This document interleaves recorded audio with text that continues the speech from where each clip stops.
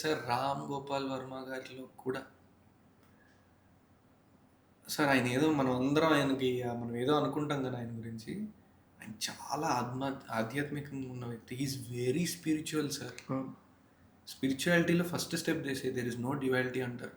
తప్పు రైట్ ఇది అది అన్నట్టు. దట్ వే యూ సీ చాలా మందికి నేను ఈ మాట అంటే నచ్చకపోవచ్చు కానీ మన మైండ్లో మనిషి అలవాట్లు, మనిషి చేసే పనులు వీటి బట్టి మనం చాలా మాట్లాడుతూ ఉంటాము, వాళ్ళని జడ్జ్ చేస్తాం. కానీ సార్ 'రామ్ గోపాల్ వర్మ' గారు ఆయన is very spiritual that way sir. And ఇది దీనికి అగెయిన్స్ట్గా ఎవరన్నా అనుకుంటున్నా ఒక మాటలో చెప్పాలంటే మన గుడి మీద కొన్ని శిల్పాలు చూస్తే మనకు అర్థమైపోతుంది. కరెక్ట్.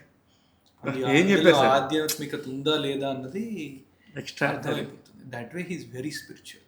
వెరీ స్పిరిచువల్ అండ్ ఊరికే ఆయనకి ఆ ఫాలోయింగ్ రాదు sir. Very knowledgeful personality. Very sir very. ఆయన నేను చెప్తున్నాను కదా సార్, ఆయన ఒక టైప్ ఆఫ్ యోగి సార్.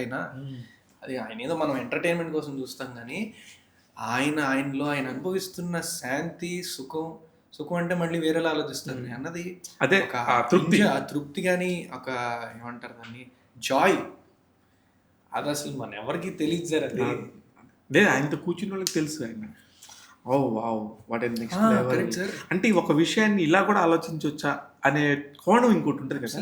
మనం అందరం ఒకలాగా ఆలోచిస్తే ఆయన ఇంకొక పర్స్పెక్టివ్ తీస్తాడు దానిలో నుంచి. కరెక్ట్. The beauty. కరెక్ట్.